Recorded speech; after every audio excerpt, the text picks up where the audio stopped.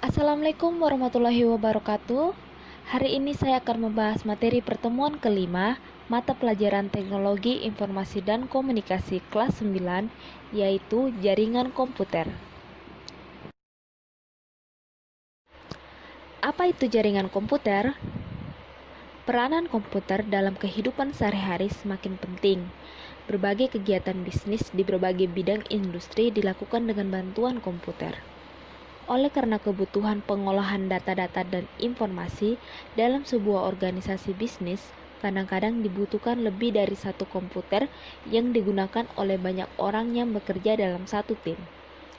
Demi kelancaran dan efisiensi, untuk pengolahan data dan informasi dari satu komputer ke komputer yang lain, maka komputer-komputer yang ada kemudian dihubungkan satu sama lain. Kumpulan komputer-komputer yang terhubung satu dengan yang lainnya disebut jaringan komputer. Dalam sebuah jaringan komputer, terdapat sebuah komputer server dan beberapa komputer klien.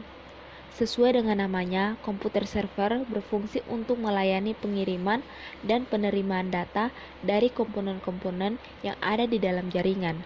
Dengan kata lain, komputer server berfungsi untuk mengatur aliran data dalam jaringan. Selain itu, komputer server juga dapat berfungsi sebagai penyedia resource yang dibutuhkan oleh komputer-komputer klien. Resource tersebut dapat berupa data, program, file, dan sebagainya. Adapun komputer klien adalah komputer yang menerima pelayanan. Jika jaringan komputer terhubung ke internet, komputer server juga dapat berfungsi sebagai gateway. Disebut sebagai gateway karena komputer server tersebut merupakan gerbang atau jalur yang digunakan oleh komputer klien untuk mengakses internet. Komputer server juga dapat berperan sebagai web server yang berfungsi untuk menyimpan halaman-halaman web dari sebuah situs web dan juga sebagai mail server atau komputer yang memberikan layanan email. Ada beberapa manfaat yang dapat diperoleh dari adanya jaringan komputer, antara lain sebagai berikut. Yang pertama, membagi sumber daya. Jaringan komputer dapat dimanfaatkan sebagai sarana untuk membagi sumber daya yang ada. Sumber daya tersebut dapat berupa sumber daya yang berupa perlengkapan komputer seperti printer maupun sumber daya yang berupa data, file, dan program. Dengan adanya jaringan komputer, sumber daya yang harus disediakan dapat dikurangi. Yang kedua yaitu reliabilitas tinggi. Jaringan komputer memungkinkan penggunanya untuk menyalin data ke dalam 2 atau 3 komputer. Dengan demikian, apabila salah satu komputer rusak dan data yang disimpan di dalamnya hilang, pengguna masih dapat menggunakan data yang disimpan di komputer lain.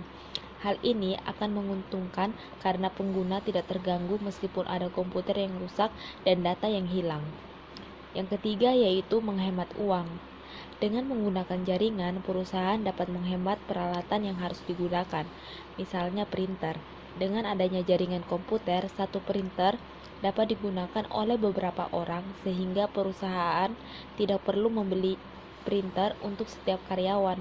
Dengan demikian, jaringan komputer yang dibangun dapat menghemat biaya yang dikeluarkan. Yang keempat yaitu sebagai sarana komunikasi. Jaringan komputer dapat dimanfaatkan oleh perusahaan atau organisasi untuk berkomunikasi. Untuk memberikan pengumuman rapat misalnya, pimpinan perusahaan tidak perlu mengirimkan surat kepada semua stafnya.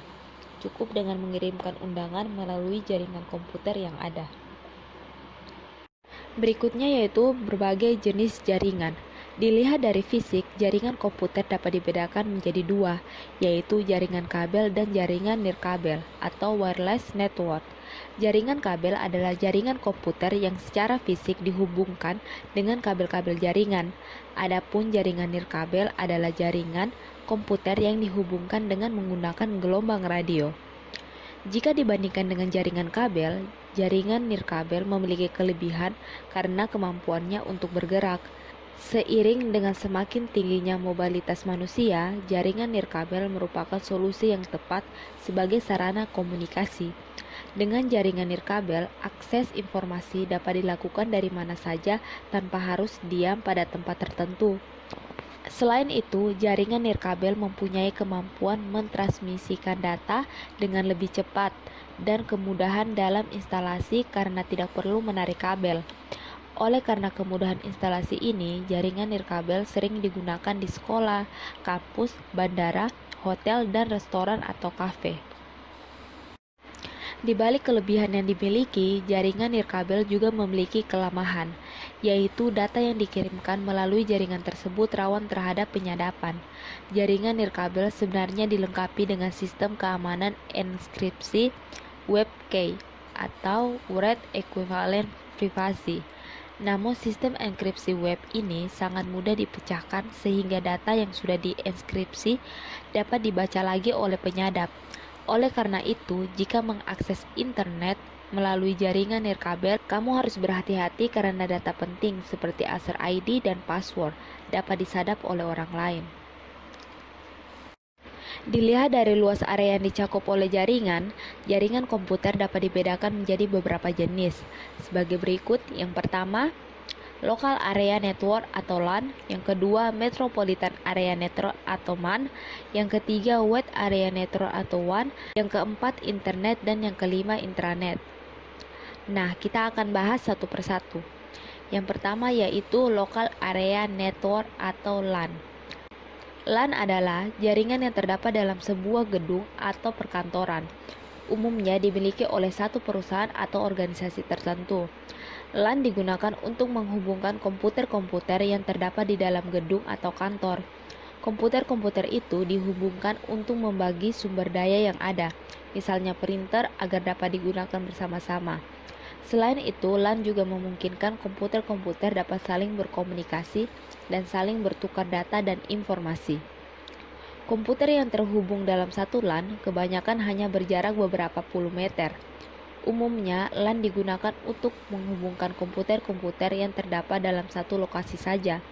Jaringan komputer di laboratorium komputer di sekolahmu merupakan contoh sebuah LAN. Sebuah jaringan LAN dapat dibangun dengan menggunakan kabel dan juga nirkabel, maupun gabungan keduanya. Sesuai tujuan LAN dibangun dan kondisi yang ada di tempat LAN dibangun. Yang kedua yaitu Metropolitan Area Network atau MAN. MAN adalah jaringan LAN dalam versi yang lebih besar. MAN umumnya digunakan untuk menghubungkan beberapa kantor yang letaknya berdekatan. Misalnya kantor-kantor pemerintahan yang terdapat dalam sebuah kota dapat dihubungkan dengan MAN. MAN dibangun dengan tujuan agar beberapa lembaga atau instansi dapat saling berbagi data. Misalnya kantor dinas pajak dapat berbagi data dengan kantor dinas pertanahan. MAN dapat dimanfaatkan oleh pemerintah dan swasta. Yang ketiga yaitu Wide Area Network atau WAN. WAN adalah jaringan komputer mencakup area yang sangat luas dari segi geografis. WAN dapat mencakup sebuah negara atau benua. WAN banyak digunakan oleh perusahaan-perusahaan besar yang daerah operasinya mencakup beberapa negara yang terletak di berbagai belahan dunia. WAN juga digunakan oleh negara-negara yang telah maju untuk menghubungkan database dari satu daerah dengan daerah lain, antar instansi pemerintah dan lembaga-lembaga yang ada. Yang keempat yaitu Internet. Internet juga merupakan sebuah jaringan komputer. Internet merupakan jaringan yang sangat besar yang mencakup seluruh dunia. Orang yang terhubung ke internet berarti terhubung ke semua komputer yang ada di dunia yang juga terhubung ke internet. Internet merupakan kumpulan dari LAN, MAN, dan WAN yang ada di seluruh dunia. Untuk menghubungkan jaringan-jaringan tersebut ke dalam sebuah jaringan internet yang sangat besar, dibangun jaringan kabel fiber optik yang menghubungkan satu benua dengan benua yang lain. Yang kelima yaitu intranet. Intranet adalah jaringan komputer pribadi yang menggunakan teknologi yang sama dengan internet. Oleh karena mempunyai teknologi yang sama dengan internet, intranet sebenarnya sama dengan internet. Perbedaannya, jaringan intranet merupakan jaringan pribadi milik organisasi tertentu dan hanya dapat diakses oleh organisasi tersebut. Jaringan intranet umumnya dibangun oleh organisasi-organisasi tertentu untuk menghubungkan kantor-kantor yang letaknya berjauhan. Jaringan tersebut dibangun agar dapat membagi informasi rahasia perusahaan kepada karyawannya untuk keperluan operasi perusahaan. Intranet juga sering digunakan untuk menghubungkan satu organisasi dengan organisasi lain yang bekerja sama dan membutuhkan pertukaran data. Oleh karena alasan keamanan data, jaringan tersebut dibuat bersifat pribadi dan tidak dibuka untuk umum, seperti halnya jaringan internet. Pembahasan yang selanjutnya yaitu perangkat jaringan komputer. Sebuah jaringan komputer di mana satu komputer terhubung dengan komputer-komputer yang lain memiliki beberapa perangkat keras yang dibutuhkan untuk menghubungkan satu komputer dengan komputer yang lain dan membuat komputer-komputer tersebut dapat saling berkomunikasi. Berikut ini perangkat-perangkat yang diperlukan untuk membentuk sebuah jaringan komputer. Yang pertama yaitu komputer server. Komputer server umumnya mempunyai sistem operasi, aplikasi, dan database yang menyediakan layanan kepada komputer-komputer lain dalam jaringan. Database yang terdapat di komputer server biasanya berisi data yang digunakan bersama-sama oleh komputer-komputer klien. Pada jaringan yang besar, di mana data yang harus ditangani oleh server cukup besar, server untuk database dibuat terpisah dengan server untuk jaringan. Jika jaringan dihubungkan ke internet, komputer server juga berfungsi sebagai gateway atau gerbang komputer klien untuk mengakses internet. Yang kedua yaitu komputer klien. Komputer klien adalah komputer yang berada di dalam sebuah jaringan komputer yang digunakan oleh pengguna untuk mengakses data dan informasi. Komputer klien menerima layanan dari komputer server. Layanan tersebut dapat berupa layanan koneksi ke internet, layanan data dan informasi, maupun layanan koneksi dan komunikasi dengan komputer yang lain yang ada dalam jaringan. Jumlah komputer klien yang terdapat dalam sebuah jaringan biasanya dapat mencapai puluhan dan bahkan ratusan. Yang ketiga yaitu kartu jaringan. Kartu jaringan atau LAN card adalah perangkat keras jaringan yang dipasangkan di motherboard komputer-komputer yang terdapat di jaringan, baik server maupun klien. Pada saat ini, beberapa motherboard sudah dilengkapi dengan LAN card sehingga tidak perlu lagi dibeli secara terpisah. Kartu jaringan memungkinkan komputer-komputer yang terdapat dalam jaringan saling berkomunikasi dan mempertukarkan data. Yang keempat yaitu hub. Hub berfungsi untuk membagi sinyal data dari LAN card. Hub juga berfungsi sebagai penguat sinyal. Hub memungkinkan sebuah kabel dari komputer server dihubungkan ke beberapa komputer klien.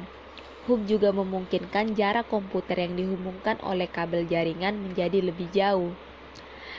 Yang kelima yaitu kabel dan konektor. Kabel dan konektor dalam sebuah jaringan LAN berfungsi untuk menghubungkan satu komputer dengan komputer yang lain atau satu komputer dengan perangkat jaringan lain. Ada beberapa tipe kabel yang digunakan di jaringan, antara lain yang pertama yaitu kabel koaksial. Kabel koaksial digunakan pada LAN sebelum akhirnya digantikan oleh kabel UTP. Yang kedua yaitu kabel UTP. Kabel UTP merupakan kabel yang paling banyak digunakan untuk LAN. Kabel UTP terdiri dari 8 kawat tembaga yang dipilih secara berpasangan. Masing-masing pasang kabel tidak dipisahkan satu dengan yang lain dengan pembungkus. Kabel tersebut dihubungkan dengan perangkat jaringan menggunakan sebuah konektor yang disebut RJ45. Yang ketiga yaitu kabel STP. Berbeda dengan kabel UTP, kabel STP mempunyai pembungkus yang memisahkan masing-masing pasang kabelnya. Hal ini untuk mengurangi gangguan elektrik di antara pasangan kabel maupun gangguan dari luar. Seperti halnya dengan kabel UTP, kabel STP juga dapat menggunakan konektor RJ45. Kekurangan dari kabel STP adalah harganya yang mahal dan instalasi yang lebih sulit. Yang keempat yaitu kabel fiber optik. Kabel fiber optik banyak digunakan pada jaringan WAN karena kemampuannya untuk melewatkan data dalam jumlah besar dan cepat serta jarak transmisi yang jauh. Perangkat jaringan komputer yang berikutnya yaitu repeater. Jaringan dua komputer di jaringan yang dihubungkan menggunakan kabel UTP dibatasi sampai 100 meter. Lebih dari jarak tersebut, sinyal yang dikirimkan terlalu lemah, sehingga komunikasi antar komputer akan terganggu. Oleh karena itu, jika ingin menempatkan komputer di dalam jaringan dengan jarak yang lebih besar dari 100 meter, dibutuhkan sebuah perangkat penguat sinyal yang disebut repeater. Repeater berfungsi untuk memperkuat sinyal di jaringan. Repeater menguatkan sinyal yang diterima dari komputer pengirim sehingga kekuatan sinyal sama dengan kekuatan aslinya. Dengan menempatkan repeater, jarak antar komputer di jaringan dapat dibuat makin jauh. Berikutnya yaitu bridge. Bridge adalah perangkat jaringan yang digunakan untuk menghubungkan sebuah jaringan LAN dengan jaringan yang lain. Dengan menggunakan bridge, sebuah jaringan yang lebih besar yang merupakan gabungan dari beberapa jaringan dapat diperoleh. Yang berikutnya yaitu router. Router berfungsi untuk mengatur aliran data dari satu jaringan ke jaringan yang lain. Dengan adanya router, arus data dari satu LAN dapat diisolasi dari arus LAN yang lain. Dengan demikian, arus data dari satu LAN tidak bercampur dengan arus data dari LAN yang lain. Ada dua jenis router yang biasa digunakan, yaitu router dedicated yang merupakan keluaran dari pabrik dan router PC. Router dedicated adalah perangkat yang dibuat khusus untuk bekerja dan berfungsi sebagai router. Adapun router PC adalah komputer personal yang difungsikan menjadi router. Yang terakhir yaitu firewall. Firewall adalah perangkat yang dipasang di dalam jaringan komputer sebagai perangkat keamanan. Firewall berfungsi untuk melindungi jaringan dari serangan pihak luar. Firewall bekerja dengan cara menyeleksi paket-paket data yang masuk ke dan keluar dari jaringan yang dilindunginya. Jika paket data yang melalui jaringan dicurigai sebagai paket data yang berbahaya, firewall akan memblok paket data tersebut. Sebaliknya, jika paket data dianggap aman, firewall akan mengizinkan paket data masuk ke dalam jaringan. Demikian juga sebaliknya dengan paket-paket data yang dikirimkan keluar jaringan. Secara fisik, firewall dapat berupa sebuah perangkat keras dan dapat juga berupa perangkat lunak yang diinstal di komputer di dalam jaringan. Kedua jenis firewall tersebut mempunyai fungsi dan cara kerja yang sama. Cukup sekian pembahasan materi pada pertemuan 5. Untuk pertemuan selanjutnya akan dibahas di next video. Terima kasih. Wassalamualaikum warahmatullahi wabarakatuh.